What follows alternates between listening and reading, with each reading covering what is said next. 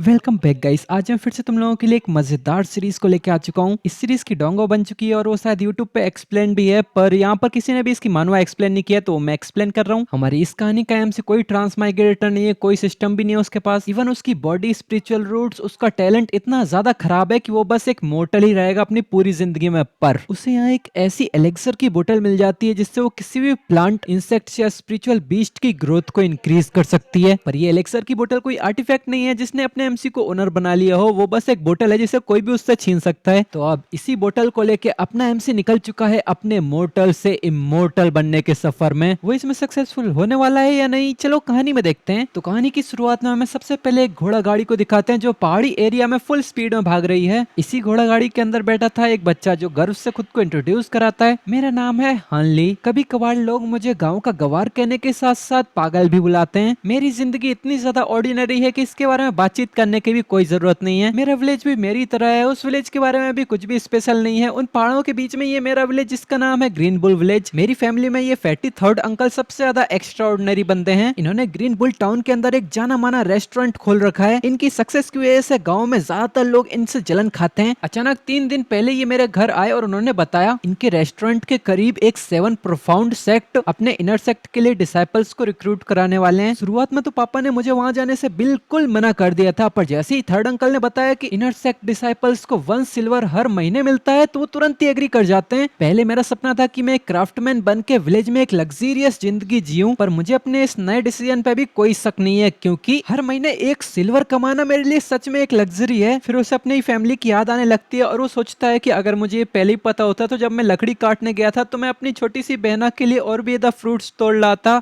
चलो छोड़ो, अब जब मैं बहुत सारा सिल्वर कमा लूंगा तो मैं अपनी फैमिली के पास वापस जाऊंगा। फिर वो अपना ही सर पीटते हुए सोचता है क्या अभी तो मैं अपनी फैमिली से बाहर निकला ही हूँ और मुझे अभी से ही होम सिकनेस होने लगी। फिर वो एकदम से पीछे मुड़कर अपनी घोड़ा गाड़ी के अंदर जाने लगता है, पर तभी उसको अंदर एक और बंदा दिखाई देता है जिसे देख के कंफ्यूज जाता है। पर सामने वाला बंदा कुछ ज्यादा ही साइन मारते हुए उसे देख के स्माइल कर रहा था। वो देखने में तो काफी ज्यादा फ्रेंडली लग रहा था, पर अपने एमसी को समझ में नहीं आता कि इस बंदे के साथ क्या चक्कर है, ये मुझे देख के क्यों मुस्कुरा रहा है ऐसे। फिर कोई हमें बताता है कि इन घोड़ा गाड़ियों के अंदर जितने भी लोग हैं वो सारे ही 7 प्रोफाउंड सेक्ट का डिसाइपल बनने के लिए टेस्ट देने आए हैं। इन घोड़ा गाड़ियों के अंदर पूरे 30 लोग हैं। ये सामने वाला आदमी 7 प्रोफाउंड सेक्ट का प्रोटेक्टर है। 7 प्रोफाउंड गेट सेक्ट को 7 एब्सोल्यूट गेट सेक्ट भी कहा जाता है। ये सेक्ट पूरी 2 सेंचुरीज पहले 7 एब्सोल्यूट्स के मास्टर ने एस्टेब्लिश किया था। वैसे अब ये पहले जितना ताकतवर तो नहीं है, पर इस काक्सिया माउंटेन की बाउंड्री के अंदर ये एब्सोल्यूट सुप्रीम है। तो अब ऐसे ही समय गुजरता जाता है और ये लोग अपनी डेस्टिनेशन पर भी पहुंच जाते हैं। सामने की चीजें देख के सभी लोग बहुत ज्यादा खुश थे क्योंकि सामने ही काक्सिया माउंटेन भी था। आसपास की इतनी सुंदर सीनरी के बीच ये आसमान छूता पहाड़ देख के कौन ही अमेज नहीं होगा। हमारा एमसी भी इन्हीं में से एक था जिसकी बड़े बड़े पहाड़, सुंदर और बड़ी बड़ी बिल्डिंग्स और यहाँ के डिसाइपल्स देख के ही आंखें चमकने लगती हैं। वो ये सब देख के ही खुद को खुशनसीब समझ रहा था और अब वो 7 प्रोफाउंड सेक्ट में अंदर जाने के लिए बहुत ज्यादा उत्सुक था। तभी इन लोगों के पास एक बंदा आके कहता है कि मैं तुम लोगों का टेस्ट कराने वाला हूँ, तो अभी तुम लोग इंतजार करो और यहाँ पर आसपास हिलना डुलना मत। तो हाली भी अब पूरे जोश में आ जाता है ये टेस्ट पास करने के लिए, पर तभी उसको चिल्स महसूस होने लगते हैं क्योंकि कोई पीछे खड़े खड़े उसे अब भी देख के हंस रहा था। तो इस बार वो डिसाइड करता है कि इसे इग्नोर नहीं करते हैं और वो खुद को इंट्रोड्यूस कराते हुए कहता है कि मेरा नाम हानली है और तुम्हारा। तो सामने वाला बताता है कि मेरा नाम जांगटाई है। तो अब हानली और जांगटाई की कन्वर्सेशन इससे आगे पहुंच पाते उससे पहले ही पीछे से इन लोगों को काफी ज्यादा शोर शराबा सुनाई देने लगता है और हमें पीछे दिखाते हैं कि पीछे एक अमीर फैमिली का यंग मास्टर था जिसके सभी लोग तलवे चाट रहे थे। अपना एमसी बताता है ये है मुयान और यही हमारे आज के शो का स्टार है। मैंने सुना कि इसकी कजन ने 7 प्रोफाउंड गेट सेक्ट के एक लीडर से शादी कर ली है और उस लीडर ने इसको कुछ कुंफू की टेक्निक भी सिखाई है। इसकी फैमिली यहाँ अच्छे से सेटल्ड हो रखी है और ये सभी लोग जो इसकी तारीफें कर रहे हैं वो सब उससे कुछ एहसान पाना चाहते हैं और बाकी जो हम जैसे गरीब गांव वाले वो बस शांति से साइड में रह के खड़े हो सकते हैं। और इसे देख के साफ पता चल रहा है कि इसके लिए पहले ही पीछे के दरवाजे खुले रखे हैं। ये टेस्ट तो उसके लिए फॉर्मेलिटी है। मैं पहले सोचा करता था कि ऐसा अमीर बंदा मेरी पहुंच से बाहर है, पर अब जबकि हम सेम ही रास्ते पे चल रहे हैं तो मैं डेफिनेटली तुम्हें सरपास करूंगा। पर वो यंग मास्टर फील कर लेता है कि कोई तो मुझे घूर रहा है, तो वो गुस्से में चिल्लाता है कौन मेरी तरफ ब्लड लस्ट रिलीज कर रहा है। वो आसपास गुस्से में ढूंढने लगता है और ये देख के अपना एमसी समझ जाता है कि वो कुछ ज्यादा ही आगे चला गया था। वो यंग मास्टर अब भी इस मेट्रो को जाने नहीं देता और वो इसको बात का बतंगड़ बनाते हुए आसपास ढूंढने लगता है और अपना एमसी पीछे छुपते छुपाते मनी मन सोचता है हानली, ओ हानली, तू तो पहले कितना शर्मीला और विनम्र हुआ करता था, क्या हो गया आज तुझे। पर तभी सभी लोग रास्ते से हट जाते हैं और अपना एमसी बीच में ही खड़ा रह जाता है, जो देख के यंग मास्टर को लगता है कि अपना एमसी भी उस पर घूर रहा था। तो इसके ऊपर चिल्लाता है ओए छोटे चूहे, तू ही मुझे घूर रहा था क्या, बाहर आ। अपने एमसी को पता चल जाता है कि अब तो छुपने का कोई रास्ता नहीं है और मैं भी कोई कायर नहीं हूँ। वो इसकी तरफ मुड़ के कुछ कहने वाला होता है, तभी कोई जोर से चिल्लाता है एकदम सही मैं ही था वो। और हमें दिखाते हैं कि भीड़ में से कोई बहुत ही ताकतवर सा दिखने वाला बंदा बाहर आता है और वो कहता है, इसे देख के लोग बताते हैं कि ये तो वांग दाओजियांग है। और इसे देख के अपना एमसी इरिटेट हो रहा होता है कि अभी इसकी जगह पर वही माफी मांगने वाला था। वो यंग मास्टर इस वांग दाओजियांग से कहता है कि अगर वो तू था तो जरूर तू मरना चाहता होगा। हाँ, और ये वांग दाओजियांग चिल्लाता है, वुयान मुझे पता है कि तूने कुछ कुंफू के पंचेस और किक्स सीख लिए हैं, तो इसमें क्या ग्रेट चीज है। मेरे मास्टर तेरे मास्टर के सीनियर ब्रदर हैं, तो ये तो सोचना ही मत कि तूने थोड़ा लड़ना के सीख लिया तो तुझे तुरंत ही रिक्रूट कर लिया जाएगा। मैं तो ये बता रहा हूँ, अगर कोई रिक्रूट होगा तो मैं होने वाला हूँ। ये सुन के सभी लोग काफी ज्यादा हैरान हो जाते हैं और इसी के बारे में आपस में बात करने लगते हैं। पर यहाँ ये जांगटाई एमसी से कहता है, हे क्या तुम ही अभी उसकी तरफ नहीं घूर रहे थे। ये सुन के एमसी के पसीने छूटने लग जाते हैं और वो कहता है, अरे नहीं नहीं, मेरी आंखें तो सीधी तरफ देख रही थी क्योंकि मैंने अभी पात दिया था। और यहाँ सामने ये दोनों एक दूसरे को ताने मारते हुए एक दूसरे की बेइज्जती करने लगते हैं और सभी लोग ये एंटरटेनमेंट देख के खूब मजे उड़ाने लगते हैं। इनकी तानेबाजी इतनी आगे तक पहुंच जाती है कि अब ये दोनों ही एक दूसरे की जान लेने को उतारू हो जाते हैं। दोनों ही अपना डेडली ऑरा रिलीज करते हुए एक दूसरे की तरफ टूट पड़ते हैं और ये देख के अपने एमसी को लगता है कि ये तो क्या भगवानों की फाइट चल रही है क्या। इस वांग जाओटियान का ऑरा तो सच में देखने से एक्स्ट्राऑर्डिनरी लग रहा है, लगता है कि वो इसे जरूर हरा सकता है। पर अगले पल वांग जाओटियान एक ही पंच में दूर उड़ता हुआ जाता है। ये देख के एमसी भी अपना सर पकड़ लेता है और इस पेटे पिटाए वांग जाओटियान की हालत देखते हुए मनीमन चिल्लाता है, अगर तू इतना ज्यादा अच्छा था ही नहीं तो जब से इतनी ज्यादा बकवास क्यों किया जा रहा था। फिर वो मुयान की तरफ मुड़ते हुए मनीमन सोचता है, हाँ चलो एक बार को मैंने इसकी स्किल्स तो देख ही ली, ये तो सच में अच्छा खासी ताकतवर है। सभी लोग फिर से मुयान की तारीफें करने लगते हैं और ये देख के अपने एमसी का सर चकराने लगता है और वो सोचता है कि इसे सरपास करना सच में मुश्किल होगा। तभी इन लोगों के पास एक बंदा आता है और वो चिल्लाता है, सभी लोग जमा हो जाओ, अब टेस्ट शुरू होने वाला है। फिर वो बंदा बच्चों को लेके एक पहाड़ी पे चढ़ने लगता है और वो कहता है, सभी लोग ध्यान से सुनो, अब सभी लोग जबकि यहाँ पर जमा हो ही चुके हैं तो अब मैं तुम लोगों को बता देता हूँ कि सब यहाँ बैम्बू फॉरेस्ट में आ चुके हैं और तुम्हें इस फॉरेस्ट में बने रास्ते को फॉलो करना है जिससे तुम 7 प्रोफाउंड गेट सेक्ट के बोन रिफाइनिंग क्लिफ पे पहुंच जाओगे। टेस्ट का पहला पार्ट होगा ये बैम्बू फॉरेस्ट सेक्शन। फिर फाइनल पहाड़ी तक पहुंचने से पहले यहाँ आएगा एक रॉक वॉल एरिया। जो लोग भी इस पहाड़ी के टॉप तक पहुंच पाएंगे सिर्फ वही लोग 7 प्रोफाउंड गेट सेक्ट में एंटर कर पाएंगे। सभी लोग ये देख के हैरान थे कि ये रास्ता कितना ज्यादा पतला है, कुछ को तो चक्कर ही आने लग जाते हैं। पर यहाँ इंस्ट्रक्टर चिल्लाता है कि याद रखना तुम्हें दोपहर से पहले टॉप तक पहुंचना है। फिर ये लोग बैम्बू फॉरेस्ट की एंट्रेंस तक पहुंच जाते हैं और इंस्ट्रक्टर कहता है कि ठीक है तो अब चलो शुरू करते हैं, तैयार हो जाओ सब। सभी लोग यहाँ पर पहुंच चुके थे और वो सभी अपने गोल को देख के काफी ज्यादा हैरान हो जाते हैं और अपना एमसी सोचता है कि ये पहाड़ी तो सच में कितनी ज्यादा टॉल है, ये तो कितना ज्यादा डेंजरस लगता है, क्या ऐसा पॉसिबल भी है कि हम उस पहाड़ी को टॉप पर पहुंच सकें। कम ऑन हानली, तू ये क्या कह रहा है, आखिर तू यहाँ अपनी कैपेबिलिटीज को तो सरपास करने के लिए आया है। फिर वो अपने अंदर जोश जगाता है और वो ठान लेता है कि मुझे यहाँ सक्सेसफुल होना ही होगा, आखिर मैं ये सब कुछ पूरे एक सिल्वर के लिए कर रहा हूँ। फिर वो मनी मन अपने ख्याली पुलाव पकाने लगता है कि मैं इनर डिसाइपल बन जाऊंगा, फिर मैं इतना ज्यादा ताकतवर बन जाऊंगा, फिर विलेज जाके उस ब्लैक स्मिथ के बच्चे को भी खूब चांटे मारूंगा, एक बहुत ही सुंदर सी लड़की से शादी करूंगा और मेरे लेफ्ट हैंड में भी एक सिल्वर टेल होगा, मेरे राइट हैंड में भी एक सिल्वर टेल होगा और मैं एक बहुत ही बड़ा सा घर बनाऊंगा। वो यहाँ अपने ही सपनों की दुनिया में खोया हुआ था। तभी एक बंदा एमसी के पास आते हुए कहता है, तुम क्या कर रहे हो। तो अपना एमसी उसकी तरफ मुड़ के कहता है, आप।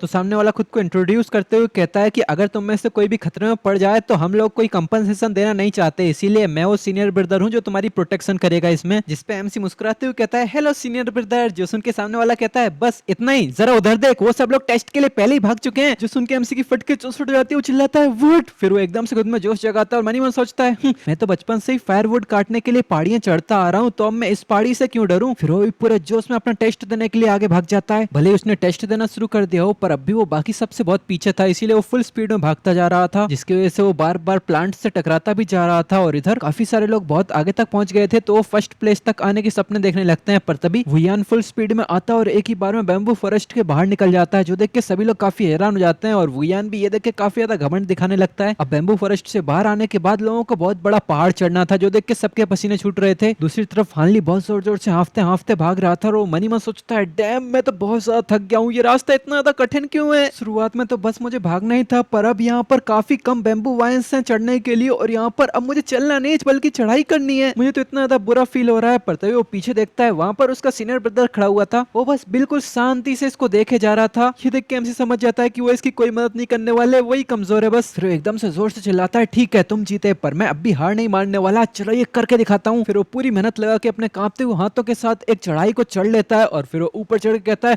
फाइनली मैं चढ़ गया। तभी उसकी नजर सामने की तरफ जाती है जहां पर अब भी पूरा का पूरा पहाड़ चढ़ना बाकी था। ये देख के एमसी की फटके चौसठ हो जाती है और वो समझ जाता है कि ये पहाड़ी कोई मजाक नहीं है। फिर वो सामने देखता है और वो चिल्लाता है, हे वहां पर तो कई सारे लोग पहले ही चढ़ना शुरू कर चुके हैं, जिसकी वजह से ये भी जल्दबाजी करते हुए आगे बढ़ने लगता है। पर यहाँ पर पत्थर काफी ज्यादा नुकीले थे, जिसकी वजह से उसको चोट लगती है हाथ में। खुद के हाथ से खून निकलते देख देख के जब वो सामने देखता है तो वहाँ पर पहाड़ी पे ज्यादातर चट्टानें ऐसी नुकीली थी। ये देख के एमसी घबराने लग जाता है और वो सोचता है कि क्या मुझे अब आगे जाना चाहिए। तभी अपना सीन चेंज होता है। अब सूरज सर पे आने को आया है और यहाँ पर ज्यादातर स्टूडेंट्स अब हार मानने लगे हैं। लोग रोते रोते चिल्लाते हैं कि अब मैं इनर सेक्ट डिसाइपल नहीं बनना चाहता, बस मुझे घर पहुंचा दो। और हमें दिखाते हैं कि अपना एमसी अब भी हांफते हांफते उन पहाड़ियों को चढ़ रहा है। वो मनी में सोचता है, शिट, मेरी ऐसी हालत कैसे हो गई, इसमें कितना ज्यादा दर्द हो रहा है। मेरी उंगलियां तो ऐसी लग रही है कि बस टूटने ही वाली हैं। मेरे घुटने, मेरे शूज, ये सब कुछ टूट चुके हैं। मेरी एनर्जी खत्म हो गई है और मेरी पूरी बॉडी दर्द कर रही है। मुझे चक्कर सा भी आ रहा है और मुझे ऐसा लग रहा है कि मैं बस कुछ ही सेकंड में पीछे गिर जाऊंगा।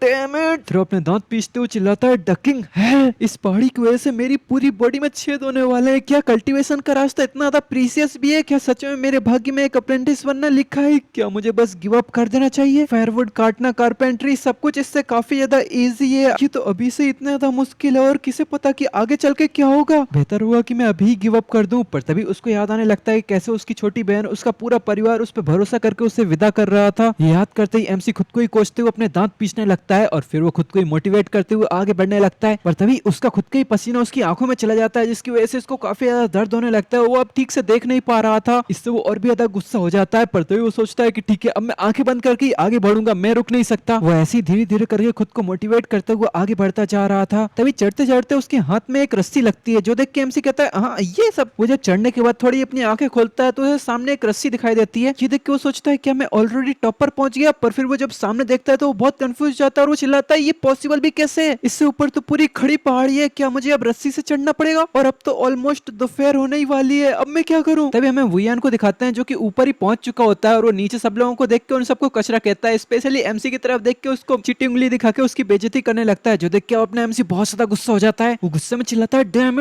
इट, चलो भाड़ में जाए, मैं सब कुछ अब फुल स्पीड में करने वाला हूँ। पर तभी अपना सीन चेंज होता है। हमें एक सुंदर सी पहाड़ियों के बीच एक गाँव को दिखाते हैं। वहीं पर ही अपने एमसी की फैमिली थी। एमसी की मम्मी मुर्गियों को खाना खिला रही थी। तभी उसकी बहन पूछती है, मदर आपको क्या लगता है, क्या ब्रदर उस टेस्ट में पास हो पाएंगे? तो उसकी मम्मी कहती है, मुझे नहीं लगता, वो टेस्ट सच में बहुत डिफिकल्ट है और हम जैसे ऑर्डिनरी लोग इतनी आसानी से अपने भाग्य को कैसे ही बदल सकते हैं। उसकी मदर का इतना कहते ही अपना सीन फिर से चेंज होता है और हमें अपने एमसी को दिखाते हैं जो कि अब फुल स्पीड में चढ़ते चढ़ते बहुत ज्यादा थक चुका होता है। उसके हाथ से रस्सी फिसल जाती है और एकदम से नीचे गिरने लगता है। पर वो एकदम से फिर रस्सी को टाइटली पकड़ लेता है। वो सोचता है, अब मैं इससे आगे नहीं जा सकता, मेरी बॉडी अपनी लिमिट तक पहुंच चुकी है, आई गेस मैं इससे आगे नहीं बढ़ सकता। नहीं, मैं हार नहीं मानना चाहता। पर तभी उसे बगल में से आवाज आती है। वो अपनी आंखें खोल के कहता है, कौन है वहाँ? और जब वो आंखें खोल के देखता है तो वहाँ पर ज़ांगटाई भी उसी के साथ ही स्ट्रगल कर रहा था। वो भी देखने से घायल लग रहा था, पर वो फिर भी खुशी से कहता है कि हार मत मानना। ये देख के एमसी सोचता है, ये बंदा ज़ांगटाई, जरा इसको देखो तो सही, इसकी तो खुद की एनर्जी खत्म हो चुकी है और ये मुझे चीयर अप करने की कोशिश कर रहा है। अब भाड़ में जाए, मैं इस अकेले को अपनी ग्लोरी ले जाने नहीं दूंगा। मुझे अपनी क्लाइंबिंग कंटिन्यू करनी होगी। भले मेरी एनर्जी खत्म हो चुकी है पर मुझे फिर भी इसमें थोड़ी ताकत लगानी पड़ेगी। वो कोशिश कर ही रहा था, तभी उसके माइंड में एक आवाज आती है, थोड़ी एनर्जी बचा ले बच्चे। वो जब पीछे देखता है तो ये उसी का प्रोटेक्टर था जिसने इस ट्रायल में उसको प्रोटेक्ट करने का कहा था। फिर वो प्रोटेक्टर कहता है कि अपनी एनर्जी बचा के रख, जल्दी दोपहर हो जाएगी। आधे दिन तक स्ट्रगल करने के बाद भी तू ज्यादा ऊपर तक नहीं पहुंचा है। तेरी अभी की स्पीड के हिसाब से जितना डिस्टेंस बचा है वो तेरे लिए कवर करना बिल्कुल इम्पॉसिबल है। तो स्ट्रगल करना बंद कर और अपनी थोड़ी एनर्जी बचा ले। जब टाइम खत्म हो जाएगा तो मैं खुद तुझे नीचे उतार लूंगा। ये देख के अपना एमसी बहुत ज्यादा गुस्सा हो जाता है और मन ही मन चिल्लाता है, क्या तो अब मुझे ऐसी हार मान लेनी चाहिए? मैं ऐसे ही हार मान लूं? वो अपने आसपास देखता है जहाँ पर काफी सारे लोग ऐसे ही हार मान जा रहे थे। पर फिर वो सोचता है कि अब मैं ऑलरेडी इतना आगे पहुंच चुका हूँ, मैं ऐसे हार नहीं मान सकता। पर फिर अपना एमसी हर प्रोटैगनिस्ट की अल्टीमेट पावर का इस्तेमाल करता है, उसकी फैमिली। हाँ, फिर वो अपने सारी मोटिवेशन और बेशर्मी वाले दिनों को याद करने लगता है। फिर वो अपना पूरा गुस्सा जमा करते हुए चिल्लाता है कि भले ही टाइम खत्म हो जाए पर मैं इस पहाड़ी की टॉप पर पहुंच के ही रहूंगा। इतना ठान लेने के बाद एकदम से उसका हाथ छूट जाता है और वो रस्सी छोड़ के नीचे गिरने लग जाता है। और वो मन में सोचता है, नहीं, मेरी एनर्जी खत्म हो गई, क्या मेरी जिंदगी यहीं पर ही खत्म होने वाली है? पर तभी उसको एक झटका महसूस होता है और हमें दिखाते हैं ये एमसी का प्रोटेक्टर है जिसने उसे पकड़ लिया है और उसका प्रोटेक्टर उड़ते उड़ते उसको पहाड़ी के टॉप पर पहुंचाने लगता है। जो देख के एमसी चिल्लाता है, वो मैं उड़ रहा हूँ। तो अब पहाड़ी की टॉप पर हमें दिखाते हैं हनली और ज़ांगटाई दोनों ही हारे हुए खिलाड़ी एक कोने में बैठे हुए हैं। टेस्ट कराने वाला एकदम से इनके पास आता है और वो कहता है, ऑल राइट, ये टेस्ट यहीं पर ही खत्म होता है। जो लोग भी दोपहर तक ऊपर नहीं पहुंच पाए वो सब डिस्क्वालीफाइड होते हैं और इस बार सिर्फ 7 लोग ही पास हुए हैं। इनमें से 6 लोग इनर डिसाइपल्स बनेंगे और हमारे 100 रीइंफोर्समेंट पवेलियन के अंदर एंटर करेंगे। वुयान की परफॉर्मेंस इसमें सबसे ज्यादा आउटस्टैंडिंग थी, जहां पर उसने सबसे पहले पहाड़ की चढ़ाई कर ली थी। इसे इमीडिएटली हमारे 7 एब्सोल्यूट्स हॉल के अंदर एंट्री मिल जाएगी और हमारी सुप्रीम टेक्निक्स को याद करने का इसे मौका मिलेगा। ये सुन के अब सभी लोग ही वुयान की तारीफें करने लगते हैं और हमारे चुन्नू मुन्नू दोनों भाई पीछे बैठ के मुंह लटकाए ये सब देखते ही रह जाते हैं। तभी ये इंस्ट्रक्टर पीछे मुड़ता है और अपने एक बंदे को ऑर्डर देता है कि अब जितने भी लोग बचे हैं उनको थोड़े से सिल्वर दे दो और उनको वापस घर पहुंचा दो। और इधर हार्ली बिल्कुल डिप्रेशन में बैठा हुआ था कि अंत में वो इसे फिनिश भी नहीं कर पाया और उसने अपने मम्मी पापा और सबका भरोसा तोड़ दिया। तभी पीछे से एक आवाज आती है, हाँ एक मिनट, ज़ांग टाई और हार्ली, भले ही तुम लोग टाइम पर टेस्ट को पास करके पहाड़ की चोटी पर नहीं पहुंच पाए, पर तुम्हारी इस अनडाइंग विल की इन सबसे ज्यादा अच्छी परफॉर्मेंस थी, तो इसीलिए तुम दोनों ही अब सेक्ट में रह के अपनी फाउंडेशन बिल्ड करोगे और आधे साल के बाद तुम्हारा दूसरा टेस्ट होगा। ये सुनकर तो ये दोनों इतने ज्यादा खुश हो जाते हैं कि वो जोर जोर से खुशियां मनाने लग जाते हैं। और ये देख के तो यहाँ पीछे उनका सीनियर ब्रदर कहता है, हे तुम लोग बस नॉर्मल डिसाइपल ही बनो, अगर तुमने अभी आधे साल के बाद अपना टेस्ट पास नहीं किया तो तुम्हें फिर भी यहाँ से लात मार के बाहर निकाल दिया जाएगा। ऐसे ही अब कुछ लोग अपने डिप्रेशन में पड़े हैं और कुछ लोग अब भी खुशियां मना रहे हैं। और थोड़ी देर में ये टेस्ट खत्म होता है, सभी लोग अब थकान के मारे यहाँ से जाने लगते हैं। पर तभी अपना एमसी नोटिस करता है वुयान किसी बंदे से बात कर रहा था। एमसी को उस तरफ घूरता देख के यहाँ एमसी का प्रोटेक्ट करने वाला वो सीनियर ब्रदर कहता है, उससे घूरना बंद करो, वो तुम सबसे ही अलग है, वो एक कोर डिसाइपल है जो अब 7 एब्सोल्यूट सोल के अंदर भेजा जा रहा है। एक बार वो वहाँ की सारी चीजें याद कर लेता है तो उसके बाद ये कम से कम तो यहाँ का प्रोटेक्टर बन ही जाएगा। फिर वही सीनियर ब्रदर बताता है,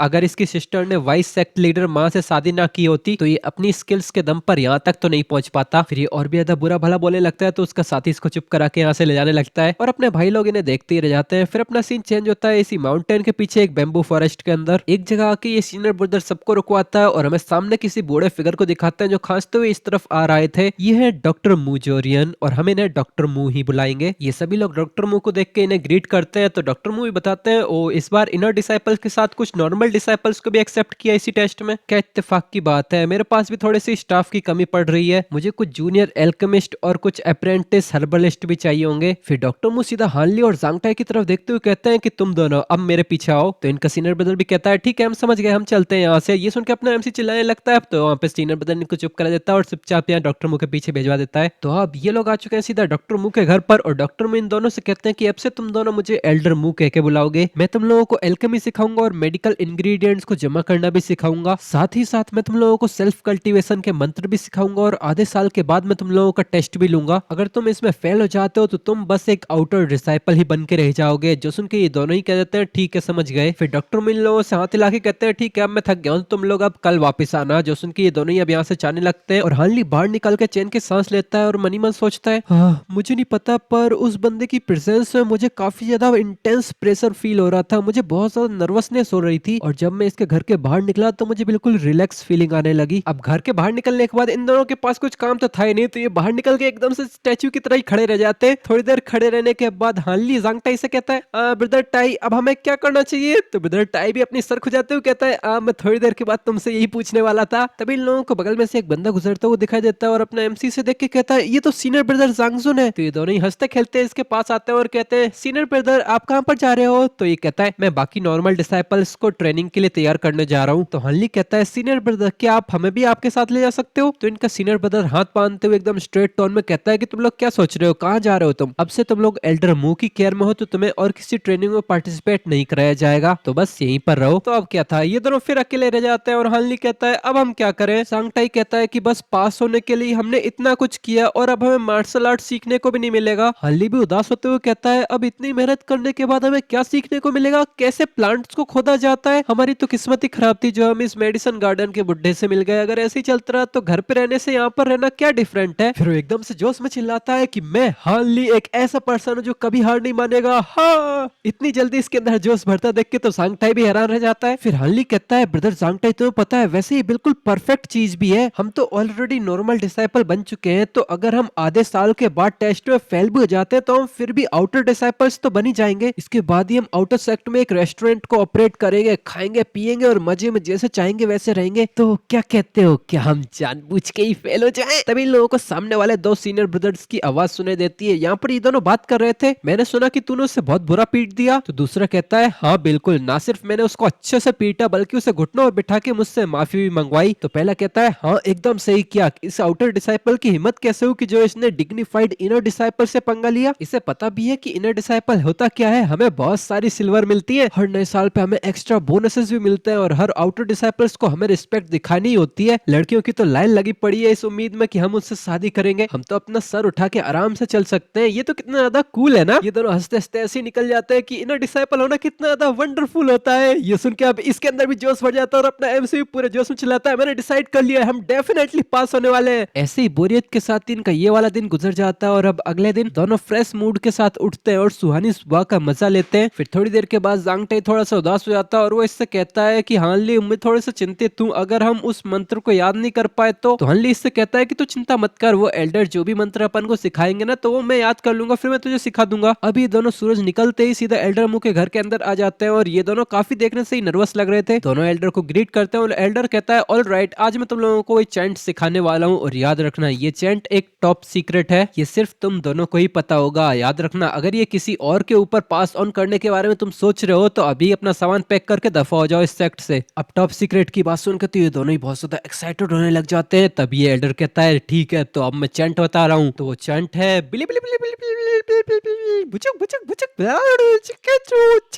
ये सुन के ये दोनों एकदम से हैरान हो जाते हैं और एकदम से चिल्लाते हैं, क्या बस इतना ही? तो एल्डर कहता है हाँ बिल्कुल। ये सुन के तो ये दोनों ही सदमे में चले जाते हैं और एल्डर यहाँ से बाहर निकलते हुए कहता है ऑल राइट, अब अगर कुछ नहीं है तो अब तुम लोग ट्रेनिंग पे वापस जा सकते हो, अब मैं यहाँ कल्टीवेशन करने जा रहा हूँ, तो जब तक मैं तुम्हें ना बुलाऊं तब तक यहाँ आके मुझे डिस्टर्ब मत करना। इतना कहते ही एल्डर मुंह धड़ाके से दरवाजा लगा के यहाँ से चले जाते हैं और ये दोनों अब भी सदमे में एक ही जगह पे स्टैचू बन के खड़े हैं। हानली जांगटाई से कहता है तुझे समझ में आया? तो जांगटाई कहता है मुझे बस बिली बिली बिली बिली बिली समझ में आया। तो हानली कहता है अब हमें क्या करना चाहिए? तो जांगटाई कहता है मैं भी तुझसे पूछने वाला था। फिर ये लोग यहाँ से बाहर निकलते हैं तो सामने इनको इनका सीनियर ब्रदर मिल जाता है। वो इन्हें बताता है कि एल्डर मुंह ने हमें इन्फॉर्म किया है कि अगर तुम लोग फ्री दिखो तो तुम्हें ट्रेनिंग ग्राउंड पे ले जाके मार्शल आर्ट्स के बेसिक्स सिखाए जाएं। ये सुन के दोनों ही काफी ज्यादा खुश हो जाते हैं और अब अपना सीन चेंज होकर ट्रेनिंग ग्राउंड की तरफ आता है। वहाँ पर काफी सारे लोग ही ट्रेनिंग कर रहे थे। इतना अच्छा माहौल देख के इन दोनों को भी बहुत ज्यादा एक्साइटमेंट होने लगती है और अब ये लोग भी ट्रेनिंग करने के लिए एकदम तैयार थे। हल्ली पूरे जोश में चिल्लाता है भले एल्डर मुंह ने हमें कुछ भी सिखाने से मना कर दिया हो, जब तक हम इन सब के साथ में ट्रेनिंग कर सकते हैं तब तक हम भी ऑसम बन सकते हैं। एमसी ये सोच ही रहा था तभी एक बंदा इसके पास आता है और वो कहता है कि तुम तो वही जूनियर मेडिसिन गैदरर्स हो ना। इसे देख के एमसी सोचता है कि ये तो वही बंदा है ना जो वियान को मक्खन लगा रहा था। ये बंदा अपनी पूरी गैंग के साथ आया था और वो एमसी का मजाक उड़ाते हुए कहता है मैंने सुना कि तुम बहुत ही कठिनाई से इस सेक्ट के अंदर जुड़ पाए और उसके बावजूद तुम्हें एक डॉक्टर ने पकड़ लिया बस एक जूनियर मेडिसिन गैदरर बनाने के लिए। इस बंदे के ताने सुन के हानली बहुत ज्यादा इरिटेट हो रहा था पर वो कुछ कर भी नहीं सकता था। ये लोग अब भी एमसी का मजाक उड़ाते हुए आराम से यहाँ से जाने लगते हैं और एमसी अब बस इरिटेशन में इनको देखते रह जाता है और वो मनी मन सोचता है कि ये बहुत ही ज्यादा गुस्सा दिला रहा है मुझे, पर इसने जो कहा वो सच ही है, अभी के लिए तो हम कुछ असिस्टेंट से भी ज्यादा कम है। फिर ट्रेनिंग करते करते इन लोगों को शाम हो जाती है और अभी अपने सीनियर ब्रदर के साथ वापस से पहाड़ के ऊपर जा रहा है। चढ़ाई करते करते हानली बड़ी उदासी से कहता है सीनियर ब्रदर मैं आपसे कुछ पूछना चाहता हूँ। सच बताऊं तो मैंने सोचा था कि मैं पूरे फोकस से लर्निंग करूंगा इस उम्मीद में कि आगे मैं एक इनर डिसाइपल बन पाऊं, पर अब जब मैं एल्डर मुंह के अंडर आ चुका हूँ तो मुझे ऐसा लग रहा है कि मैं भविष्य में कुछ भी नहीं कर पाऊंगा। ये सुनकर इसका सीनियर ब्रदर पीछे मुड़ के कहता है तू गधे कहीं के, तुझे पता ही नहीं कि तुझे किस तरह का आशीर्वाद मिला है। तुझे पता भी है कि सेक्ट के अंदर एल्डर मुंह की कितनी ज्यादा इज्जत है। एल्डर मुंह पहले इस 7 प्रोफाउंड गेट के डिसाइपल नहीं थे। एक समय की बात है कि हमारे सेक्ट लीडर हाउ एक दुश्मन के ट्रैप में फंस गए थे। उनकी हालत बिल्कुल मौत के करीब पहुंच चुकी थी। सेक्ट के डॉक्टर्स तो हार मान चुके थे। वो तो इत्तेफाक से हमारी मुलाकात एल्डर मुंह से हुई। उनकी हीलिंग स्किल इतनी ज्यादा चमत्कारी थी कि उन्होंने आसानी से उनके सेक्ट लीडर को हील कर दिया और कुछ ही महीनों में बिल्कुल ठीक हो गए। इससे सेक्ट लीडर एल्डर मुंह के प्रति बहुत ही ज्यादा आभारी थे और जब इन्हें पता चला कि एल्डर मुंह के पास कुछ मार्शल आर्ट स्किल्स भी हैं, ये जान के उन्होंने तुरंत ही एल्डर मुंह को हमारे सेक्ट के अंदर इनवाइट कर लिया। तब से ही एल्डर मुंह हमारे वर्शिप हॉल के कंसिडरेट मास्टर हैं। वर्शिप हॉल और 100 reinforcement pavilion, the hall of 7 absolute और ब्लड ब्लेड हॉल, इनसे ही मिलकर इनर सेक्ट बना है जहां बाकी नॉर्मल डिसाइपल्स तो स्ट्रगल कर रहे हैं। ऐसा कहा जा सकता है कि वहीं तुम लोग तो ऑलरेडी इनर सेक्ट के अंदर एंटर भी कर चुके हो, समझे? ये सुन के एमसी की आंखों में फिर से उम्मीद दिखाई देने लगती है और वो समझ जाता है कि एल्डर मुंह काफी पावरफुल बंदे हैं। फिर उठान लेता है कि अब मुझे और भी ज्यादा हार्ड वर्क करना पड़ेगा। इतना सोच के पहाड़ पे चढ़ने के बाद वो तुरंत ही मेडिटेशन के पोज में बैठ जाता है और वो मनी मन सोच रहा था जब तक मैं मेहनत करता रहूंगा तब तक कभी ना कभी मुझे रिजल्ट जरूर देखने को मिलेगा। डॉक्टर मुंह ने मुझसे कहा था कि अगर मैं इस नेवलेस चैंट के लेवल 1 को कंप्लीट कर लेता हूँ तो आधे साल बाद होने वाले उस टेस्ट को मैं जरूर पास कर लूंगा। तो आज के बाद से मुझे जब भी चांस मिलेगा मैं पूरे फोकस के साथ इस रूम के अंदर इस नेमलेस चैंट को कल्टीवेट करूंगा। फिर एकदम से उसकी आंखें चमकने लग जाती है। वो एकदम से अपनी आंखें खोलते हुए मनी मन सोचता है हाँ ये आ रही है, मुझे एकदम से एक एनर्जी की वेव फील हुई, वो इसी तरफ आ रही है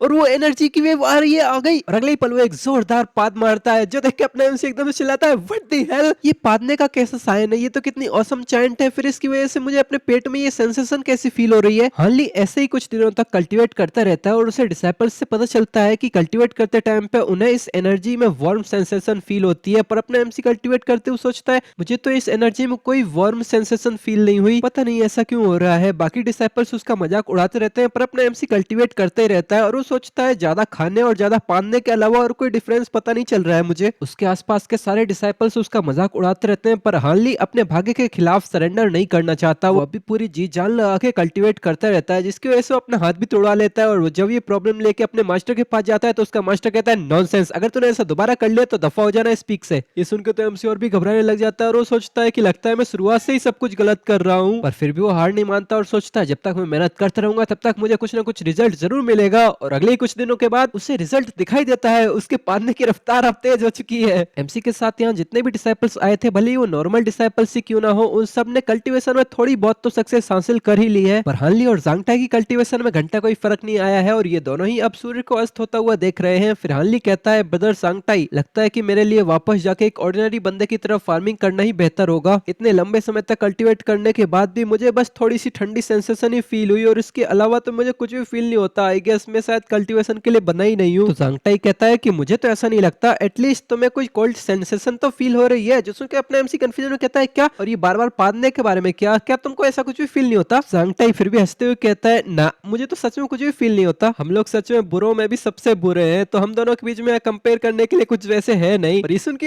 एमसी बिल्कुल मासूम शक्ल बनाते हुए खुश होने लग जाता है और वो कहता है ओ रियली, क्या ये सच है? तो मतलब कि भले ही मुझे थोड़ी सी कोल्ड सेंसेशन ही फील होती है पर ये यहाँ पर थोड़ा सक्सेस कहा जा सकता है। तो ज़ांगटाई एक सिंसियर लुक के साथ हंसते हुए कहता है कि तुम सच में ऑसम हो। मैं जब भी जाग के तुम्हें हार्डवर्क करता हुआ देखता हूँ तो मुझे भी ऐसा फील होता है कि मैं भी आगे बढ़ता रह सकता हूँ।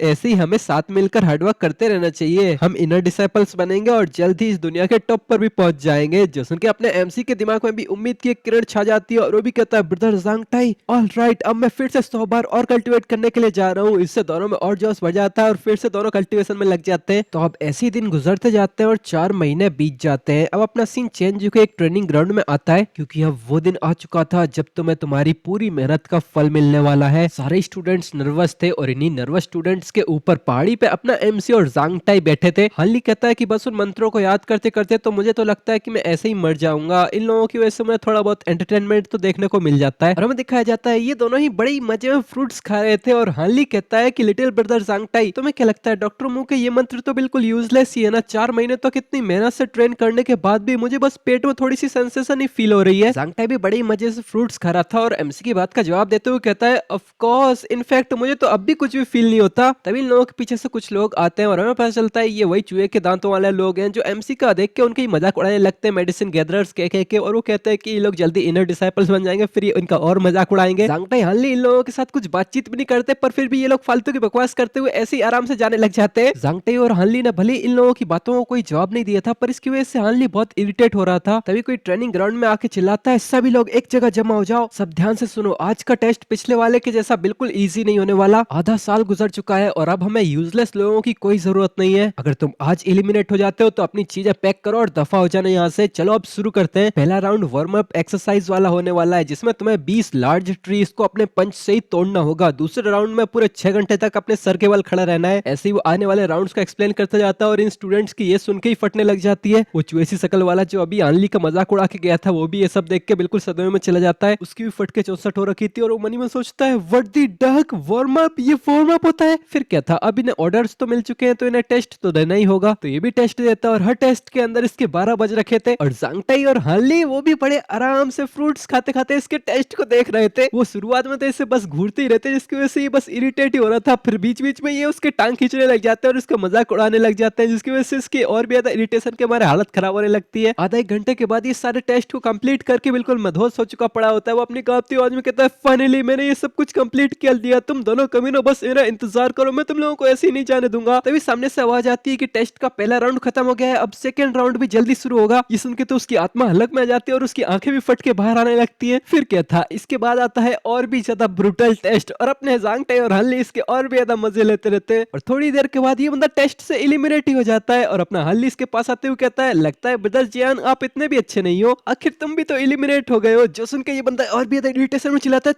तुम दोनों कमीने की वजह से ये सब हुआ है, तब से बकवास किए जा रहे हो, अगर मैं यहाँ डिसाइपल नहीं बन पाया तुम भी कौन सा बन पा रहे हो, तुम्हें भी यहाँ से धक्का मार के निकाल दिया जाएगा। जो सुन के हार्ली एक इविल स्माइल देते हुए कहता है ब्रदर जियांग आप तो सच में बहुत ही सिली हो, हमें तो बस डॉक्टर मुंह के सामने कुछ मंत्र ही पढ़ने होते हैं। जो सुन के ये बंदा चिल्लाता है क्या, और आज के दिन इसे इतना बड़ा सदमा लगा है जिससे ये अपनी पूरी जिंदगी भर नहीं उबर पाएगा। पाएगा। और हानली इसका और भी मजाक उड़ाते हुए आराम से यहाँ से चला जाता है। तो अब अपना सीन यहीं से चेंज होता है, हमें गॉड हैंड वैली का सीन दिखाते हैं। यहीं पर डॉक्टर मू रहता है और अब ये दोनों भी अपने टेस्ट के लिए आ चुके हैं। थोड़े से नर्वस लग रहे हैं पर आंखों से अभी तक इनका जोश खत्म नहीं हुआ है। तो अब डॉक्टर मू भी कहता है अगर तुम लोग तैयार हो तो अब अपने कल्टीवेशन का रिजल्ट मुझे दिखाओ। तो सबसे पहले जांगटाई के पास आता है और उससे उसका हाथ लेके चेक करने लगता है। वो थोड़ी देर कुछ तो सेंस करने की कोशिश करता है, फिर वो एक सांस छोड़ते हुए सर हिला देता है। ये देख के जांगटाई सोचता है कि अब तो मेरे लग गए। फिर डॉक्टर मू हानली के पास आते हैं और वो कहते हैं कि अब तुम्हारी बारी, अपना हाथ मुझे दो। हानली इससे काफी ज्यादा नर्वस हो रहा था, इसकी वजह से उसके दिमाग में काफी सारा नेगेटिव विचार आ रहे थे। पर जब डॉक्टर मू उसके हाथ को चेक करते हैं तो अपना एमसी सेंस करता है कि इसमें बहुत ज्यादा दर्द हो रहा है और साथ ही साथ मुझे काफी ज्यादा ठंडा भी फील हो रहा है, जैसे बिल्कुल ये पूरा बर्फ हो। वो मनी मन चीखते हुए सोचता है कि एल्डर मू का हाथ किसी जिंदा पर्सन के जैसा क्यों नहीं लग रहा है। ये ऐसा लग रहा है कि एल्डर मू तो एक स्केलेटन है। ये सच में काफी डरावना है। थोड़ी देर सेंस करने के बाद एल्डर मू कहता है कि जैसा कि मैंने सोचा था तुम दोनों ही। पर तभी इसको एकदम से कुछ ठंडी एनर्जी फील होती है, जो सेंस करने के बाद इसका पूरे चेहरे के रिएक्शन ही बदल जाते हैं। एमसी भी सोचता है क्या ये क्या चल रहा है, ये कितने डरावने लग रहे हैं। फिर वो एकदम से किसी नशेड़ी की तरह जोर से चिल्लाते हैं एक और बार जल्दी जल्दी जल्दी दिखाओ। मनी मन मेरा मंत्र पढ़ते रहो। और इसका रिएक्शन देखने के बाद अपना एमसी बहुत ज्यादा घबराने लग जाता है। वो मनी मन सोचता है इस बुड्ढे के रिएक्शन इतने ठरकी क्यों लग रहे हैं। एल्डर मू इसके और भी ज्यादा करीब आते हुए इसको और भी अच्छे से चेक करने लगता है। फिर थोड़ी देर चेक करने के बाद ये एकदम से कहता है गुड,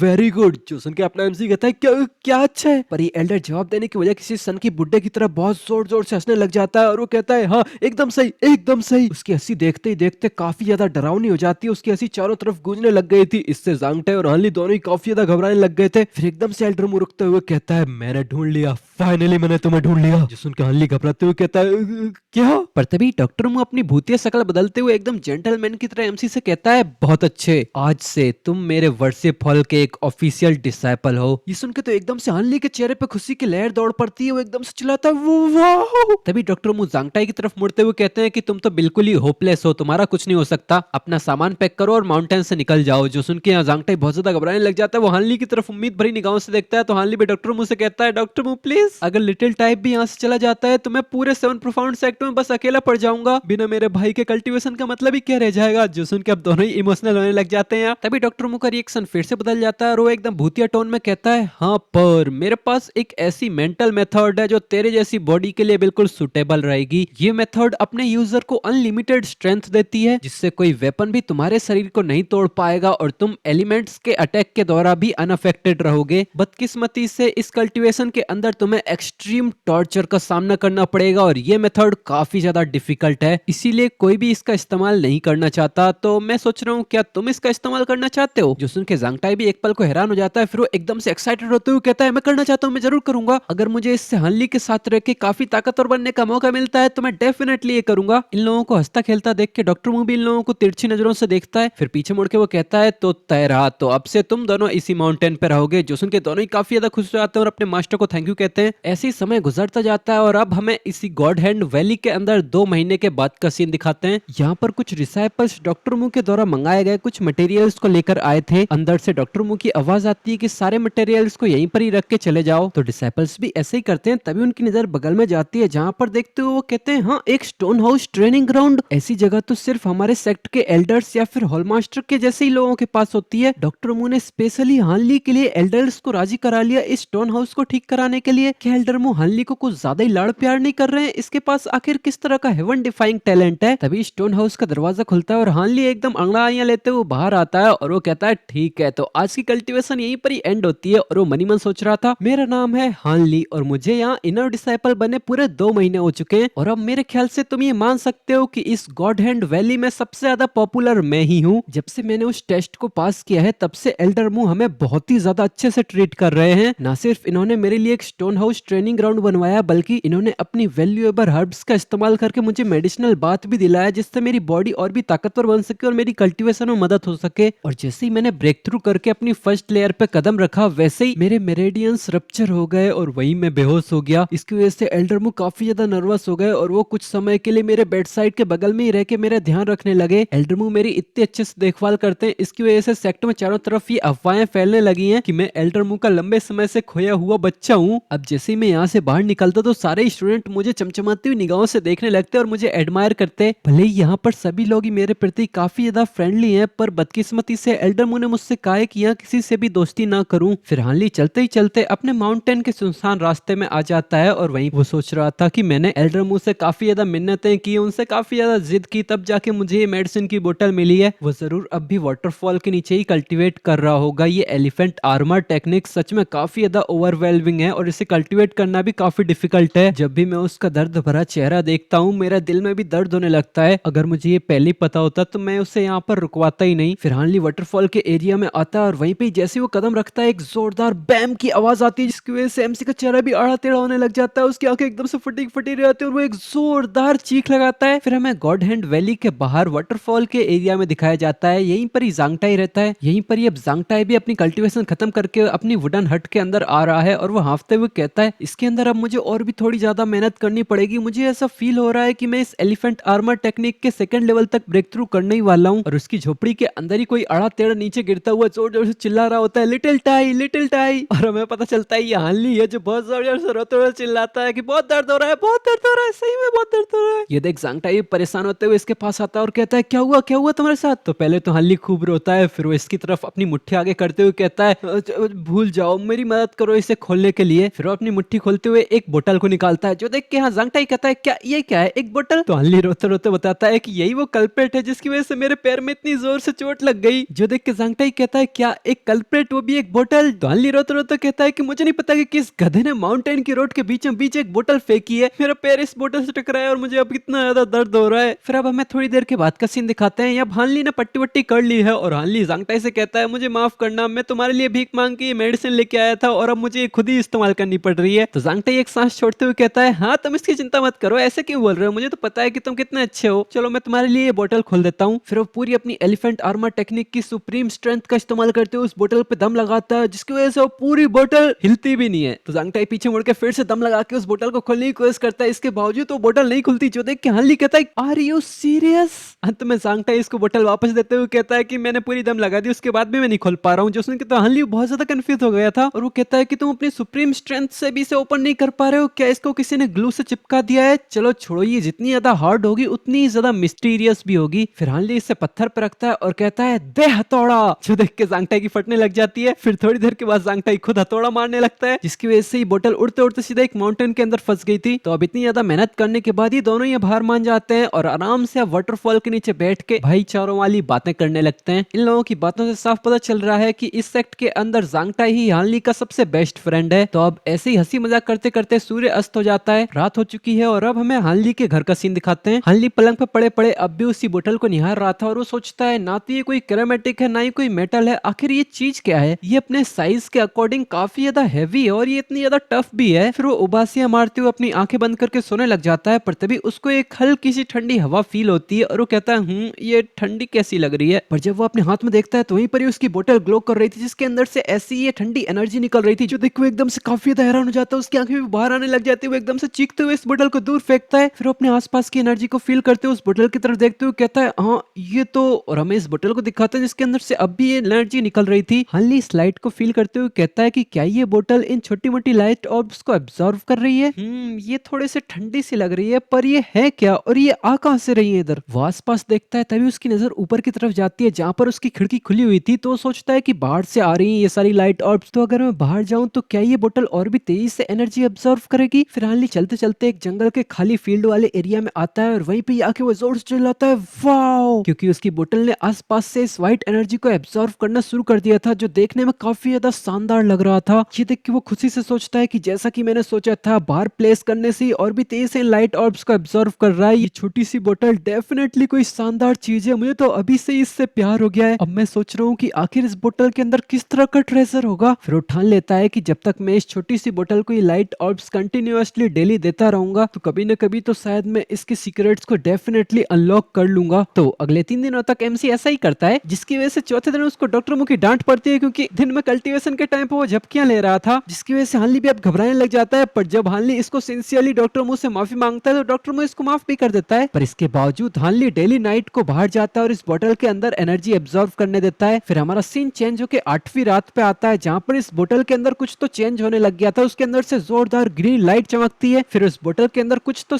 शब्द लिख के आने लग जाते हैं, जो देख के अपना एमसी कहता है हाँ मुझे तो इसमें से एक वर्ड भी समझ में नहीं आ रहा। पर जब वो बोतल का ढक्कन घुमा के उसे ओपन करने की कोशिश करता है तो वो कहता है हाँ ये तो ओपन होने लग गया। फिर वो हैरानी से चिल्लाता है क्या मैंने इतनी आसानी से इसको ओपन कर दिया। उसका दिल काफी तेजी से धड़कने लग जाता है, इवन उसके हाथ भी कांप रहे थे। फिर वो तुरंत इस बोतल को ओपन करके देखता है कि इसके अंदर किस तरह का ट्रेजर है। पर जब वो अंदर देखता है तो वहां पर एक पानी की बूंद थी, जो देख के एमसी पागल होने लग जाता है। वो अपना सर पकड़ते हुए हंसने लग जाता है। फिर एकदम से वो डिप्रेशन में चला जाता है और चिल्लाता है ये किस तरह की बकचोदी चल रही है, मैं इतने दिनों से मेहनत कर रहा हूँ, मुझे इसके रिवॉर्ड में एक पानी की बूंद मिल रही है, मेरे ट्रेजर्स कहाँ हैं, मेरे इमोर्टेलिटी के एलिक्सर्स। इसकी वजह से वो काफी ज्यादा डिसअपॉइंट हो गया था। पर फिर वो सोचता है कि ये बोतल फिर भी अमेजिंग है, मैं इसको रख लेता हूँ, बाद में इसके ऊपर रिसर्च करूंगा, मैं इसे मेरी मदर के द्वारा दिए गए प्रोटेक्शन टेलिस्मैन के साथ में ही रख देता हूँ। आखिर ये दोनों ही चीजें मेरे लिए काफी ज्यादा प्रीशियस हैं और अब बेहतर होगा कि मैं वापस जाके कल्टीवेट करूँ। अब मैं और भी ज्यादा टाइम वेस्ट करना अफोर्ड नहीं कर सकता। पर मैं ये भी तो नहीं कर सकता, जब भी मैं कल्टीवेट करने बैठता हूँ तो मेरे पास एनर्जी इतनी नहीं होती जिससे मैं कल्टीवेट कर पाऊँ। मैंने आधे दिन तक पूरी मेहनत से कल्टीवेट किया पर उसके बावजूद मुझे कुछ भी फील नहीं हुआ। बेहतर होगा कि मैं वापस जाके मास्टर से भीख मांगू कि मुझे कोई और कल्टीवेशन टेक्निक दे दो। ये डिसाइड करके वो वापस जाने लगता है, क्योंकि उसने भी सेंस कर लिया था कि ये कल्टीवेशन टेक्निक काफी ज्यादा वियर्ड है और मुझे ये और भी ज्यादा कल्टीवेट नहीं करना। फिर अगले ही दिन हार्ली वापस जाके अपने मास्टर से भीख मांगने लगता है कि मेरी कल्टीवेशन टेक्निक बदल दो। पर तभी उसका मास्टर एक ही शब्द में उसको चेकमेट कर देता है। वो कहता है डबल।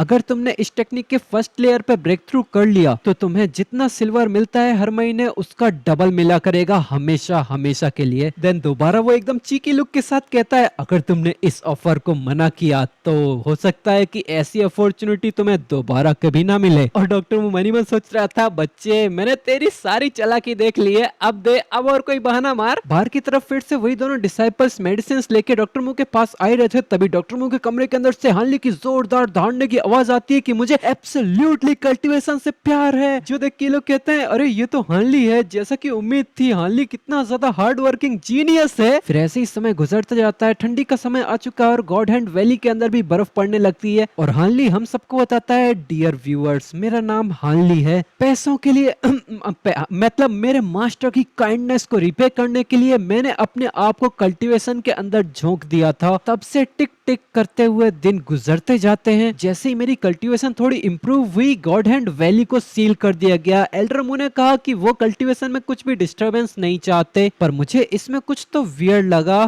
फिर भी मेरे पास यहाँ कोई दोस्त तो नहीं है और एंटरटेनमेंट के लिए भी कुछ नहीं है, बस ये स्टोन हाउस और मेडिसिनल इंफॉर्मेशन की किताबों से बना हुआ ये पहाड़। ऐसा लग रहा था कि गॉड हैंड वैली के अंदर समय रुक सा गया हो। पर कल्टीवेशन की बोरियत से भी ज्यादा बुरा मुझे तब लगा जब 2 सालों पहले जांगटाई मुझे यहाँ छोड़ के चला गया। जब उसने एलिफेंट आर्मर टेक्निक का 3rd लेवल कंप्लीट कर लिया तब वो अचानक यहाँ से चला गया बिना मुझसे एक शब्द बोले, और वो बस एक लेटर छोड़कर गया था जहाँ पर उसने लिखा था कि वो अब दुनिया को एक्सप्लोर करने जा रहा है। इस मैटर की वजह से सेक्ट में काफी बड़ा हंगामा होते होते रह गया, क्योंकि एल्डरमू ने कहा कि लिटिल टाई उसकी परमिशन लेके यहाँ से गया था। इसकी वजह से इस मैटर के अंदर जांगटाई के परिवार वालों को इन्वॉल्व नहीं किया गया। पर फिर भी मुझे ये अनकंफर्टेबल सी फीलिंग आ रही थी, क्योंकि मुझे ऐसा हमेशा से लग रहा था कि जांगटाई के नेचर में ही नहीं है कि वो ऐसा कुछ करे। पर इस मैटर पे ध्यान से कुछ दिनों तक सोचने के बाद मैंने सोचा कि वो यहाँ से इसीलिए चला गया क्योंकि उसे कल्टीवेशन की अब ये हार्डशिप बर्दाश्त नहीं हुई। तो अब इन दिनों मैंने एंडलेसली कल्टीवेट किया और इन मंत्रों के 3rd लेवल पे ब्रेक थ्रू कर लिया, जिसकी वजह से मेरे सेंसेस एक्सट्रीमली शार्प हो गए थे। इसकी वजह से अब मैं ये महसूस कर पा रहा था कि ये एल्डरमू की चिंतित निगाहों के पीछे कुछ तो अलग है। कभी कभी जब ये मुझे देख रहे थे तब मुझे ऐसा भी लगा कि ये किसी लिविंग पर्सन को देख ही नहीं रहे हैं, जैसे कि वो किसी ऑब्जेक्ट को देख रहे हो। उनकी निगाहों से ऐसा लग रहा था कि वो किसी एक्सट्रीमली रेयर ट्रेजर को देख रहे हो जो उन्हीं को बिलोंग करता है। तब मुझे भी थोड़ा शक होने लग गया, क्योंकि मैं तो बस एक छोटे से किसान का बेटा हूँ। मेरे अंदर ऐसा क्या है जिसके प्रति एल्डरमू इतने ज्यादा ऑब्सेस्ड हो रखे हैं। मुझे इस बात का डर था कि मेरी ये एक्सट्रीम सेंसिटिविटी इसीलिए हो रखी है क्योंकि मैंने कुछ गलत कल्टीवेट कर लिया है। एल्डरमू ने मुझे अब तक इतने अच्छे से कल्टीवेट करवाया है, मुझे इतना अनग्रेटफुल नहीं होना चाहिए। यही सोच के मैंने उस समय खुद को कन्विंस कर लिया। फिर कुछ समय के बाद मैंने एक बहुत बड़ी परेशानी का सामना किया, क्योंकि मेरी कल्टीवेशन की वजह से मैंने एल्डरमू की सारी प्रीशियस स्पिरिट मेडिसिन्स खत्म कर दी थी। फिर उसके बाद मैं एल्डरमू के पास जाके कहता हूँ कि एल्डरमू मेरी कल्टीवेशन पूरी तरह से रुक गई है, क्या आपके पास और कोई प्रीशियस स्पिरिट मेडिसिन है? जो देख के एल्डरमू सदमे में चले गए थे, पर उनका रिएक्शन बदलने लग गया था। उनकी शक्ल पे एकदम भूतिया रिएक्शन सा आने लग गया था, पर वो बाहर कुछ दिखाने नहीं देते और वो खांसते हुए कहते हैं हाँ, मैं तो बिल्कुल ठीक हूँ, बिल्कुल मस्त। मैं बहुत खुश हूँ कि तू कल्टीवेशन के लिए इतना ज्यादा डिवोटेड है। पर अब हानली के एक्सट्रीम सेंसेस की वजह से उसने ये पता लगा ही लिया था कि जरूर एल्डर मुंह मुझे मन ही मन गालियां दे रहे होंगे। फिर एल्डर मुंह बिना अपना रिएक्शन बदले एकदम सीरियस आवाज में कहता है कि ये सब कुछ ऐसे ही चलता नहीं रह सकता। मैं माउंटेन से नीचे जा रहा हूँ थोड़े मेडिसिनल सप्लाईज लेने के लिए, तुम अपनी कल्टीवेशन को जारी रखना। फिर वो धीमी आवाज में कहता है कि हमारे पास अब ज्यादा समय नहीं रह गया है। पर अपना एमसी ये सब कुछ सुन लेता है। इसकी वजह से हानली के पसीने छूटने लग जाते हैं, पर वो किसी तरह से अपने रिएक्शन को कंट्रोल कर लेता है। फिर 2 दिनों के बाद एल्डर मुंह अपने इक्विपमेंट से भरा हुआ एक बक्सा लेके यहाँ से चले जाता है मेडिसिन कलेक्ट करने के लिए। और इस बार वो पहली बार 7 प्रोफाउंड सेक्ट के बाहर गए थे खुद से, वो भी। इनके जाने के बाद हानली गॉड हैंड वैली के अंदर ही घूमने लग जाता है। वो मनी मन सोच रहा था कि एल्डर मुंह भी चले गए, ज़ांगटाई भी चले गए, अब पूरी गॉड हैंड वैली के अंदर सिर्फ मैं अकेला बचा हूँ। ऐसा लग रहा है कि मैं इस वैली के अंदर कोई पत्थर बन गया हूँ जिसे सभी लोग भूल चुके हैं। उसे ज़ांगटाई की काफी ज्यादा याद आने लगती है और वो सोचता है कि अगर लिटिल टाई यहाँ पर होता तो कितना ज्यादा अच्छा होता। मुझे उसकी काफी ज्यादा याद आ रही है, अगर वो यहाँ पर होता तो हम दोनों साथ में मिलकर ये हार्ड वर्क करते और कल्टीवेट करते हुए इनर डिसाइपल बन के काफी ज्यादा ग्रेट स्ट्रेंथ हासिल करते। फिर हमें 2 दिन के बाद का सीन दिखाया जाता है। हानली बताता है कि मास्टर को गए अब 2 दिन हो चुके हैं और पिछले 2 दिन से मैं कल्टीवेशन में काफी ज्यादा स्ट्रगल कर रहा हूँ। ऐसे स्ट्रगल करते करते वैसे भी कुछ नहीं होने वाला तो क्यों ना। हाँ, वो यहाँ से बाहर निकलने का सोचता है। घूमते घूमते वो गॉड हैंड वैली के बाहर आ जाता है तो डिसाइपल्स उसको देखते हुए कहते हैं कि ये बंदा कौन है। जो सुन के एमसी मनीमन सोचता है जैसा कि उम्मीद की जा सकती थी, सारे डिसाइपल्स यहाँ मुझे कब का भूल चुके हैं और वैसे मुझे भी ये डिसाइपल्स याद नहीं, ये लोग कौन है। तभी उससे बगल में काफी ज्यादा भीड़ लगी हुई दिखती है। वहाँ पे काफी ज्यादा शोर शराबा हो रहे थे। ज्यादातर स्टूडेंट्स सीनियर ब्रदर ली को चीयर कर रहे थे, जो देख के एमसी सोचता है क्या ये छोटा सा मार्शल आर्ट कॉम्पिटिशन चल रहा है, फिर ये सीनियर ब्रदर ली कौन है, चलो देखता हूँ। फिर वो भी धक्का मुक्की करते हुए आगे आ जाता है और वो सोचता है ये तो अच्छा ही है, मैंने काफी सालों से कुछ भी मजेदार नहीं देखा। और सामने वो कुछ देख के काफी ज्यादा हैरान हो जाता है क्योंकि सामने एक बंदा बहुत ही बुरी तरह से पिट रहा था और कोई रेफरी बंदा चिल्लाता है तो विजेता डिसाइड कर लिया गया है। और इस फाइट का विनर भी काफी ज्यादा एटीट्यूड में कहता है कि तुम सभी लोग काफी ज्यादा कमजोर हो, क्या कोई और आके ट्राई करना चाहेगा। और हमें इस बंदे को इंट्रोड्यूस किया जाता है। ये बंदा है ली फेयू। ये भी 7 प्रोफाउंड गेट सेक्ट का डिसाइपल है। चारों तरफ इसी बंदे के नारे लग रहे थे और इस फाइट से एमसी भी इंप्रेस हो जाता है। देन एमसी अपने ही बगल में एक बंदे से बातचीत करता है और उससे यहाँ की इंफॉर्मेशन लेने की कोशिश करता है, पर सामने वाला एमसी को नीची नजरों से देख रहा था तो एमसी भी इस बंदे को लपेटे में लेने की सोचता है। तो हानली फिर पीछे मुड़ के अपने मास्टर की झूठी मूठी तारीफ करने लग जाता है और उसे काफी ज्यादा महान बताने लग जाता है, जो सुन के पिछले वाले बंदे के अंदर काफी ज्यादा जोश बढ़ जाता है। उसकी आंखें प्रैक्टिकली चमकने लग गई थी। वो कहता है कि फिर तो तुम्हारा फ्यूचर काफी ज्यादा शानदार होगा, तो प्लीज मेरी भी बात में मदद करना। फिर वो खुद को इंट्रोड्यूस करता है और वो बताता है कि अब मैं तुम्हें यहाँ सेक्ट की सारी जानकारी दूंगा। फॉर एग्जाम्पल वो सामने वाली लड़कियां। तभी हानली इसे रोकते हुए कहता है एक मिनट, वो सामने बंदा दिख रहा है ना, उसकी इन्फॉर्मेशन दे मुझे। जो सुन के ये बंदा भी कंफ्यूज हो जाता है। फिर वो सामने देखते हुए कहता है हाँ सीनियर ब्रदर ली, इनका पूरा नाम है ली फेयू। ये 4 साल पहले टेस्ट में फेल हो गए थे और अंत में बस एक ऑर्डिनरी नॉर्मल डिसाइपल ही बन के रह गए, पर आधे साल पहले इन्होंने हर टेस्ट के अंदर हाईएस्ट स्कोरिंग की, जिसकी वजह से हायर अप्स ने भी इनके ऊपर ध्यान दिया। पर सरप्राइजिंगली असेसमेंट के दौरान पाया गया कि इनके पास वेरी एवरेज पोटेंशियल है। इन्हें प्रोटेक्टर्स के हाथों वापस से ऑर्डिनरी डिसाइपल ही बनवा दिया गया। इसकी वजह से सभी लोगों को इनके ऊपर काफी ज्यादा दया आई। हायर अप्स में से कोई भी इन्हें अपना डिसाइपल नहीं बनाना चाहता था। सीनियर ब्रदर ली के पास कोई एक्स्ट्रा ऑर्डिनरी टैलेंट नहीं था, पर ज्यादा से ज्यादा भी मीडियोकर से टैलेंट था। हाँ, पर तभी कुछ मिरेकल होता है। इनकी ताकत तेजी से ग्रो करती है और अपने लोगों के अंदर ये टॉप 16 में आ जाते हैं, वो भी बस एक ऑर्डिनरी टेक्निक की वजह से, विंड स्टॉर्म सेबर। रिसेंटली उन्होंने एक मार्शल आर्ट कंपटीशन के अंदर 3rd प्लेस भी हासिल की। इनकी स्ट्रेंथ तो अब उन इनक्रेडिबली पावरफुल सीनियर से भी कंपेयर की जा रही है। बाद में इन्होंने सेक्ट के नाम पर काफी ज्यादा अच्छी काम किए, जिसकी वजह से पूरे जियांगू में इन्हें टाइगर ली के नाम से जाना जाने लगा। इसकी वजह से इन्हें मौका मिला हॉल ऑफ 7 एब्सोल्यूट्स में भी जाने का, जहां से वो एक इनक्रेडिबली पावरफुल टेक्निक को भी लर्न कर सकते हैं। ये कहानी सुन के हानली भी काफी ज्यादा इंप्रेस हो जाता है और ये बंदा भी काफी ज्यादा उत्साह से ये कहानी सुनाता जा रहा था। पर फिर एमसी पूछता है यहाँ पर बहुत सारे सीनियर डिसाइपल्स भी थे ना, वो कहाँ गए? यहाँ पर तो सारे ही बस यंग जूनियर्स ही नजर आ रहे हैं। तो ये बंदा बताता है कि पिछले कुछ सालों से विंड वुल्फ नाम की एक गैंग के साथ सेक्ट के कुछ पंगे चल रहे हैं। ये काफी सारे सनकियों की गैंग है जिन्होंने हमारे काफी सारे कम एक्सपीरियंस वाले डिसाइपल्स को मार दिया। तो अब इसीलिए सेक्ट के हायर अप्स ने सेक्ट के इनर डिसाइपल्स को जियांगू में छोड़ दिया ताकि वो इस माहौल में ट्रेनिंग कर सकें। इसीलिए सेक्ट के अंदर बस यंग जूनियर ब्रदर्स ही रह गए हैं। सामने ये बंदा ली एक और बंदे को हरा देता है, जिससे फिर से इसकी चारों तरफ चीयर्स होने लग जाती हैं। सभी लोग इसकी वाहवाही कर रहे थे, जिससे ये बंदा भी क्लियरली एंजॉय कर रहा था। ये थोड़ी देर तक सभी लोगों से तारीफें सुनता है, फिर एकदम से इसको एक अजीब सी फीलिंग आने लग जाती है। तुरंत ही इसका रिएक्शन बदल जाता है और वो पीछे मुड़ते हुए कहता जाता है एक्सक्यूज मी, मुझे अब कुछ अर्जेंट मैटर याद आ गया है। देन वो फुल स्पीड में यहाँ से तुरंत ही निकल जाता है बिना किसी का कोई रिएक्शन देखे। पर इसके अचानक से चले जाने के बावजूद सारे स्टूडेंट्स उसकी तारीफें ही कर रहे थे। इसे देख के हानली भी सोचता है कि ये बंदा तो सच में इम्प्रेसिव है, लगता है कि वो ये तारीफें एंजॉय कर रहा था। जवान लोगों का खून सच में उबाले मार रहा होता है। पर अब मुझे ऐसा क्यों फील हो रहा है कि मैं किसी बुड्ढे की तरह सोच रहा हूँ। फिर हानली इस नए बंदे से टाटा बाय बाय करके यहाँ से जाने लगता है। सामने वाला हानली को खाने पे इनवाइट करता है तो हानली इसको पोलाइटली मना कर देता है और कहता है कि अगर तू इंजर्ड हो जाए या कोई बीमारी वगैरह हो जाए तुझे कभी तो मेरे पास जाना, मैं तुझे फ्री में ठीक कर दूंगा। इतना ही सुन के सामने वाले की आंखें चमकने लग जाती हैं और उसे पता चल जाता है कि आज तो मैं सच में पहली बार एक बिग शॉट से मिल गया हूँ। फिर वो एमसी को शुभकामनाएं देख के टाटा बाय बाय कर देता है। देन हानली ऐसे ही उछलते कूदते हुए पूरी खुशी के साथ एक माउंटेन स्ट्रीम के पास आ जाता है। आसपास का नजारा काफी ज्यादा सुंदर था और हानली भी उस बंदे के सामने अपनी इतनी ज्यादा तारीफें करके काफी ज्यादा सेटिस्फाइड लग रहा था। फिर वो इसी बहते हुए पानी में अपना मुंह धोता है और वो कहता है कि मेरा बाहर आके थोड़ा बहुत चलने का डिसीजन सच में बहुत अच्छा था, मुझे काफी ज्यादा रिफ्रेशिंग फील हो रहा है। तभी उसे बगल में से किसी के चीखने की आवाज आती है जिसे देख के अपना एमसी अलर्ट हो जाता है। फिर वो जाके उधर देखता है तो वहां पर कोई बंदा उल्टा पड़ा हुआ था और वो चीख रहा था। इसके कपड़ों से एमसी समझ जाता है कि ये हम में से ही एक डिसाइपल है। वो फटाफट जाके इसको उठाने की कोशिश करता है और उसकी बॉडी छूते ही उसे पता चल गया था कि इस बंदे को किसी तरह का अटैक आ रहा है। अटैक से मेरा मतलब है कि जैसे हार्ट अटैक नहीं होता या किसी तरह का बैकलैश वगैरह। हानली सोचता है कि कितनी जोर जोर से करा रहा है, इसे इमीडिएटली मेडिकल अटेंशन की जरूरत है। वो फटाक से अपने कपड़ों के अंदर से मेडिकल नीडल्स को निकालता है। फिर वो एक ही बार में सारी नीडल्स को उठा के हाथ घुमाता है और सारी नीडल्स एक साथ ही अरेंज हो जाती हैं और एकदम से उसके अंदर लग भी जाती हैं। इससे हम पता लगा ही सकते हैं कि पिछले 4 सालों में वो फालतूगिरी नहीं कर रहा था, उसने थोड़ी बहुत स्किल्स तो सीख ही ली हैं। फिर वो इसकी बॉडी को पलटने लगता है और सोचता है कि पीठ का काम तो हो गया, मुझे सामने से नीडल्स लगानी है। पर जैसे ही वो इस बॉडी को पलटता है तो उसे सामने दिखाई देता है वही बंदा जिसे सभी लोग सीनियर ब्रदर बुला रहे थे, ली फेयू। इसे देख के हानली भी चौंक जाता है। वो याद करता है क्या ये तो ली फेयू है, अभी तो ये कैसे कूल एक्ट कर रहा था और अब देखो ये कैसे दर्द में तड़प रहा है। 1 मिनट भी नहीं हुआ होगा अभी जब से इसे निकले, तो आखिर इसके साथ क्या हुआ। देन हानली अपनी नीडल्स को उठाता है और कहता है कि नहीं अभी ये सब सोचने का टाइम नहीं है। देन वो अपने ट्रीटमेंट को कंटिन्यू करता है जिससे थोड़ी देर में ये बंदा जाग जाता है और एकदम से खांसते हुए उल्टी करने लगता है। तो एमसी भी इसको संभालता है और फिर इसको लेटाते हुए कहता है ठीक है अब उल्टी के बाद तुम ठीक हो जाओगे। फिर ली फेयू इतनी दर्द के बावजूद खांसते खांसते एमसी से पूछता है कि तुम कौन हो। तो हानली इसकी पल्स चेक करते हुए कहता है कि मैं गॉड हैंड वैली से हानली हूँ और तुम बातचीत करना बंद करो और अपनी स्ट्रेंथ को वापस पाने पे फोकस करो। तुम्हारी ये बीमारी तो कितनी अजीब है, मेरे ख्याल से बस डॉक्टर मुंह ही इसे ठीक कर पाएंगे, पर बदकिस्मती से वो अभी गॉड हैंड वैली में नहीं है। तभी ये बंदा तड़पते हुए कहता है कि इसका क्योर। तो अपना एमसी कहता है क्या इसका क्योर तुम्हारे पास है। जो सुन के ये बंदा भी धीरे धीरे अपना सर हिलाने लगता है तो अपना एमसी इसके पास से सारी चीजें को बाहर निकालने लगता है और वो कहता है ये तो बहुत अच्छा हुआ, ठीक है तो इनमें से कौन सा है। तो ये बंदा एक गोली की बोतल की तरफ पॉइंट करके इशारा करता है जो देख के अपना एमसी समझ जाता है। फिर इस बोतल को खोल के जब वो गोली को बाहर निकालता है तो वो सामने उस गोली को देख के काफी ज्यादा हैरान हो जाता है। तुरंत ही इस गोली को देख के उसका रिएक्शन पलट जाता है। हानली एकदम सीरियस टोन में पूछता है क्या तुम श्योर हो कि यही वो पिल है। तो ली फेयू हमें सर हिलाता है जो देख के अपना एमसी कहता है एक एसेंस एक्सट्रैक्शन पिल जो